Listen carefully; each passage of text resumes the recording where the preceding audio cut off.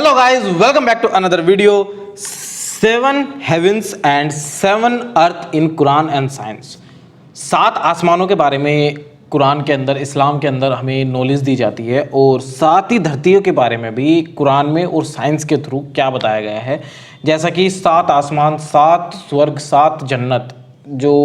मौलाना जाकिर नायक जी की, जाकिर नहीं मौलाना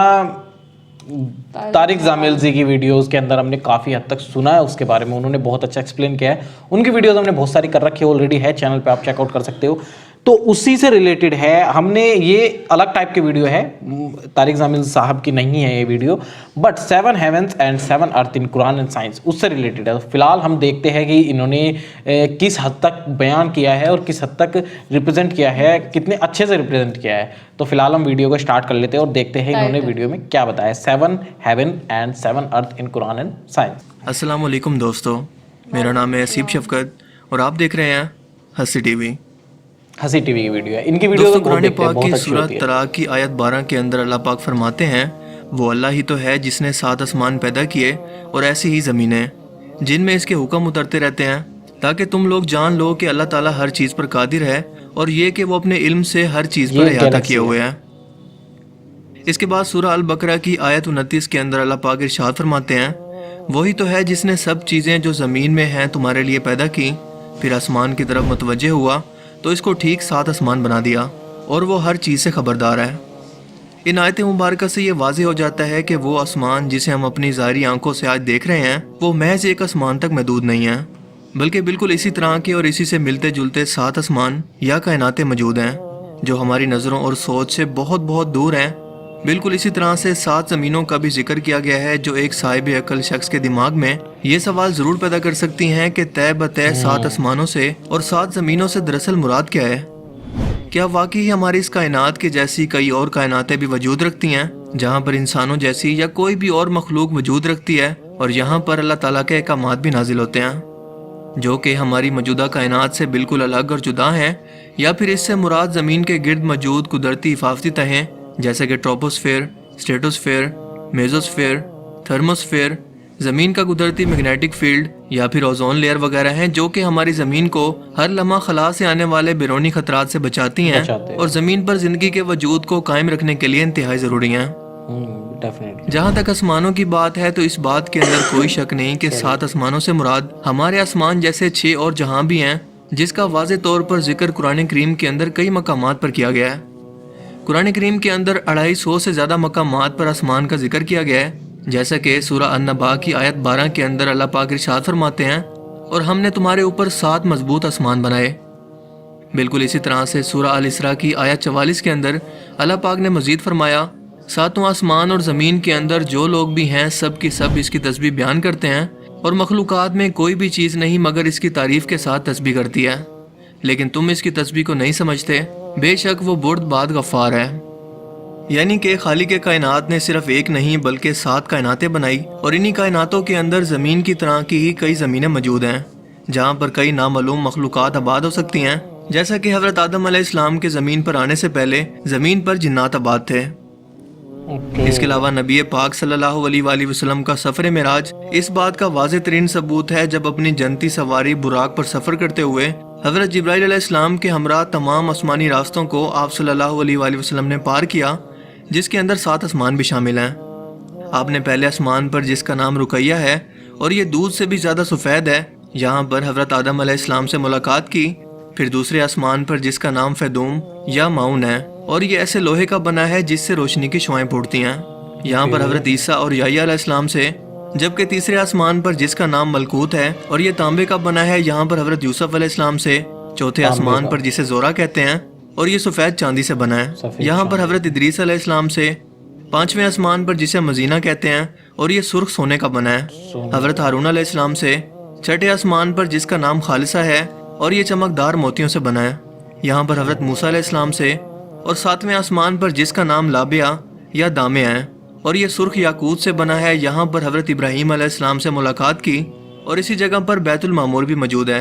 यानी कि ज़मीन पर मौजूद खाना काबा की ही तरह का एक और काबा, जिसका हर वक्त 70,000 फरिश्ते तवाफ़ करते हैं, और जो एक बार इसका तवाफ़ कर ले इसकी दोबारा ज़िंदगी भर बारी नहीं आती।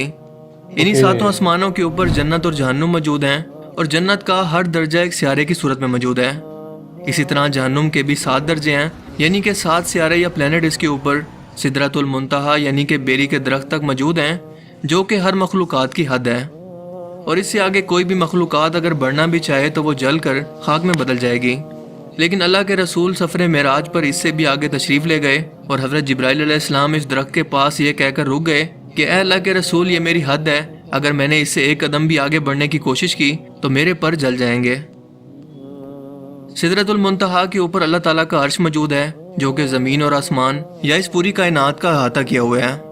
قیامت کے روز ہر زندہ چیز کو فنا ہونا ہے، اس لیے جنت اور جہنم کو 7 آسمانوں سے الگ یا جدا بنایا گیا ہے، کیونکہ قیامت کے بعد بھی وہ قائم رہیں گی۔ دوستو، قرآن کریم کی جن آیات کے اندر آسمانوں کے بعد زمین جیسی 7 زمینوں کا ذکر موجود ہے، اس سے مراد زمین کی تہہ میں موجود کوئی لیئرز نہیں ہیں، مثلا کرسٹ، مینٹل اور کور وغیرہ، بلکہ انہی آسمانوں میں زمین جیسی کئی اور زمینیں بھی موجود ہیں، اور ان آیات کے اندر زمین کا حوالہ دینے کا مطلب یہ ہے کہ وہاں پر بھی ہماری ارتھ کی ہی طرح کوئی زندگی موجود ہو سکتی ہے، اور یہ زندگی کس صورت کے اندر موجود ہے ہم کچھ نہیں جانتے۔ اور اس کی مثال دینے کی وجہ یہ ہے کہ زمین زندگی کی علامت ہے اور انسان بھی صرف اسی کے بارے میں جانتے ہیں۔ جب انسان کی موت کا وقت قریب آتا ہے تو اس کی روح کو ہر ایک آسمانی دروازے سے گزار کر عالم ارواح کے اندر لے جایا جاتا ہے، جہاں پر قیامت تک آنے والی روحیں انتظار کرتی ہیں۔ ہر ایک آسمانی دروازے پر نگہبان فرشتے اس روح کا حسب نسب پوچھتے ہیں اور پھر اسے اس دروازے سے گزرنے دیتے ہیں، جیسا کہ سفر معراج پر حضرت جبرائیل علیہ السلام نے نبی پاک صلی اللہ علیہ وآلہ وسلم کا ہر ایک آسمان پر تعارف کروایا، اور ان نگہبان فرشتوں نے خوش آمدید کہہ کر دروازے کھول دیے۔ حدیث مبارکہ کے الفاظ ہیں کہ پہلے آسمان کے مقابلے میں دوسرا آسمان اتنا بڑا ہے جیسے کسی صحرا کے اندر ایک انگوٹھی موجود ہو۔ ایک بڑے صحرا کے اندر موجود ایک انگوٹھی کی حیثیت کیا ہو سکتی ہے، یقیناً آپ بھی اس کا اندازہ لگا سکتے ہیں، یعنی کہ نہ ہونے کے برابر۔ اسی طرح مزید فرمایا کہ دوسرا آسمان پہلے آسمان کے مقابلے میں اتنا بڑا ہے کہ دوسرے آسمان کو صحرا سمجھ لو، اور پہلے آسمان کو ایک انگوٹھی جو اس صحرا کے اندر موجود ہے۔ اور اسی طرح سے 7 آسمانوں کے بارے میں آپ نے یہی بیان کیا کہ ان 7 آسمانوں کے اندر ہر ایک آسمان دوسرے آسمان سے سائز کے اندر ناقابل یقین حد تک بڑا ہے، جس کے اوپر اللہ کا عرش موجود ہے، اور اللہ کا عرش اتنا بڑا ہے کہ 7 آسمان اس کے سامنے صحرا میں پڑی ہوئی ایک انگوٹھی کے سائز کے برابر ہیں۔ اسی بات کو آج سائنس ملٹی ورس تھیوری کہہ کر کچھ اس طرح سے اس کی وضاحت کرتی ہے کہ ہماری اس کائنات جیسی کئی اور کائناتیں بھی موجود ہیں جو ایک دوسرے سے جدا اور الگ الگ ہیں۔ اس پر دنیا کے سبھی سائنٹسٹ یقین رکھتے ہیں، جسے مشہور کوسمولوجسٹ ڈاکٹر ایلن گوتھ نے نومیریکل کیلکولیشن سے ثابت کیا اور بتایا کہ جس کائنات کو ہم اب تک سب کچھ سمجھ رہے تھے وہ دراصل ہماری اس پوری کائنات کا ایک چھوٹا سا ٹکڑا بھی نہیں ہے، جسے ہم آبزرویبل یونیورس کہتے ہیں، بلکہ اصل کائنات یعنی کہ نان آبزرویبل یونیورس اس کے مقابلے میں 3 × 10 کی پاور 23 ٹائمز گنا بڑی ہے، یعنی کہ ایسی کائنات جسے ہم نہ تو دیکھ سکتے ہیں، نہ ہی اس کا مشاہدہ کر سکتے ہیں، اور نہ ہی کبھی اسے دیکھ پائیں گے۔ آبزرویبل یونیورس جس کا ہم اب تک مشاہدہ کر پائے ہیں، اس کا سائز ہے 46.5 بلین لائٹ ایئر، جسے اگر ڈاکٹر ایلن کے مطابق ایکچوئل یونیورس کے سائز یعنی کہ 3 × 10 کی پاور 23 سے ملٹیپلائی کریں تو پہلے آسمان کا اصل سائز سامنے آتا ہے، جو کہ 4.28 × 10 کی پاور 23 بنتی ہے، یعنی کہ ایک آسمان سے دوسرے آسمان تک کی دوری، جہاں تک پہنچنے کا وقت ناپنے کے اندر شاید وقت کا پیمانہ ہی کم بڑھ جائے، جہاں تک انسان پہنچنے کا تصور بھی نہیں کر سکتا، بلکہ حقیقت تو یہ ہے کہ وہ اپنے قریب ترین چاند پر بھی جانے کے قابل نہیں ہو سکا۔ 7 آسمانوں پر پہنچنے کے بارے میں سوچنا تو کسی بے وقوفی سے کم نہیں۔ کائنات کی وسعت اللہ تعالیٰ کی بے پناہ قدرت کی نشانی ہے کہ اس قدر پاور اور ٹیکنالوجی کے حصول کے باوجود انسان پہلے آسمان تک کا سرا تک نہیں ڈھونڈ پائے۔ خود قرآن کریم نے چیلنج کیا ہے کہ انسان آسمان اور زمین کے دائرے سے باہر نہیں نکل سکتا جہاں تک اس کی حد مقرر ہے۔ دوستو، کسی چیز کا آنکھوں سے نظر نہ آنا اس بات کی دلیل نہیں ہے کہ وہ چیز دراصل موجود ہی نہیں ہے، کیونکہ ہماری اس دنیا کے اندر بھی بہت ساری ایسی چیزیں ہیں جنہیں ہم نہ تو دیکھ سکتے ہیں اور نہ ہی چھو سکتے ہیں، لیکن وہ حقیقت کے اندر موجود ہیں، اور ہم ان چیزوں کو صرف اس لیے مانتے ہیں کہ یہ ہمارے مشاہدے کی چیزیں ہیں اور ہم مشاہدے کا انکار نہیں کر سکتے۔ مثلا gravity, dark matter, dark energy, electromagnetic waves اور اس طرح کی کئی چیزیں ہماری دنیا و کائنات کے اندر موجود ہیں، لیکن ہمیں نظر نہیں آتی۔ ڈارک انرجی 7 آسمانوں کا تصور بھی ذرا مختلف نہیں ہے، کیونکہ وہ ہماری نظروں سے کسی مفلت کی وجہ سے پوشیدہ ہیں۔ اس عظیم الشان کائنات کی تخلیق کے بارے میں دنیا کا تقریباً ہر شخص بگ بینگ تھیوری پر یقین رکھتا ہے، جس کے مطابق ہماری کائنات ایک نتھنگ پوائنٹ سے ایک سنگولیرٹی کے اندر بند تھی، جس کا میس ان لمیٹڈ تھا اور گریوٹی حد سے زیادہ۔ सो ये एक बड़े धमाके से फट कर बिखर गई, जिससे मौजूदा कायनात, स्टार्स, गैलेक्सीज और नेबुलास वगैरह सब कुछ बना। और ये भी कि ये हर लम्हा रोशनी की रफ्तार से मुसलसल अब तक फैल रही है, जैसा कि धमाके के बाद होता है कि चीज़ें दूर दूर तक बिखर जाती हैं। और जब इस धमाके की शिद्दत ख़त्म होगी तो ये फिर से वहीं पर वापस लिपटना शुरू कर देगी जहाँ से इसका आगाज़ हुआ। इसी बिग बैंग के बारे में कुरान करीम आज से 1400 साल पहले बयान करता है कि क्या काफिरों ने नहीं देखा कि आसमान और ज़मीन दोनों मिले हुए थे, तो हमने इनको जुदा जुदा कर दिया और तमाम जानदार चीज़ें हमने पानी से बनाई, फिर ये लोग ईमान क्यों नहीं लाते। जबकि इस कायनात के खात्मे से मुतल्लिक अल्लाह पाक फरमाते हैं कि क्या तुम नहीं देखते कि जितनी चीज़ें ज़मीन में हैं सब कुछ खुदा ने तुम्हारे ज़ेरे फरमान कर रखी हैं, और कश्तियाँ भी जो इसके हुक्म से दरिया के अंदर चलती हैं, और वो आसमान को थामे रखता है कि ज़मीन पर वो गिर ना पड़े मगर इसके हुक्म से। बेशक खुदा लोगों पर निहायत शफकत करने वाला और मेहरबान है। दोस्तों, यहाँ पर आसमान को थामने की बात करना कि वो गिर ना पड़े, इससे मुराद आज की ज़बान के अंदर साइंस की ज़बान में बिग क्रंच थ्योरी है,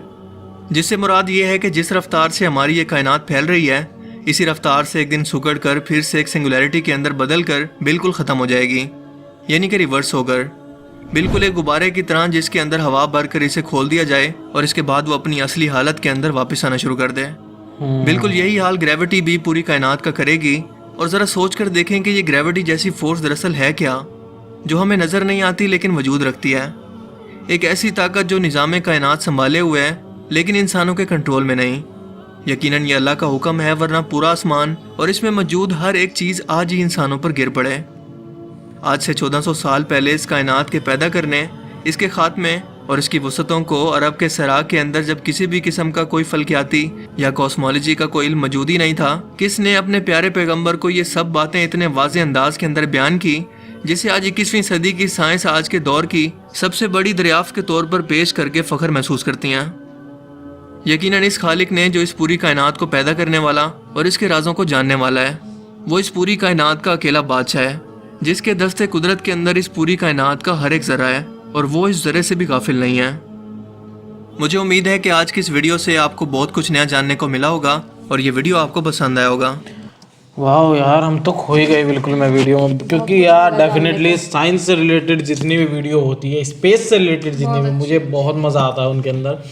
और मतलब मुझे ऐसा लगता है ये मतलब इम्पॉसिबल सी चीज़ें हैं यार, मतलब क्या क्या है, और डेफिनेटली यार ऊपर वाले के हाथ में है, एक चुटकी बजाय सब हो जाएगा, और हमारे लिए तो बहुत बड़ी बात होती है। बट ये बहुत ही इंटरेस्टिंग चीज़ें हैं यार, जो भी है, 7 आसमान 7 हेवन, और यूनिवर्स कितना बड़ा है, ये चीज़ें बहुत लोग समझते होंगे, जो साइंस और स्पेस में रुचि रखते होंगे वो लोग समझते होंगे कि यूनिवर्स कितना बड़ा है यार, और गैलेक्सीज किस तरीके से, बिग बैंग थ्योरी क्या है और किस तरीके से जुदा हो रहे हैं एक दूसरे। बहुत इंटरेस्टिंग है ये सब, और वीडियो इतनी शानदार तरीके से बनाते हैं। हंसी टीवी, मैंने जैसे कि कहा, इनकी वीडियोस हमने बहुत सी की हुई है, और इनकी वीडियोस अक्सर इनकी वीडियोस का रिक्वेस्ट आता रहता है, ये बहुत फेमस है बंदे यार, और इनको हम ज़रूर से ज़रूर कांग्रेस करेंगे कि इतनी ऑडियंस है इनकी, कि हमें को भी इनकी वीडियोस करने के लिए सजेस्ट करते हैं, तो हमें बहुत अच्छी लगती है इनकी वीडियोस। और आप लोग बताइए आपको ये वाली वीडियो कैसी लगी, और कमेंट ज़रूर किया करो यार। ये वाला वीडियो भी कमेंट में आया था, 7 heavens and 7 earth in Quran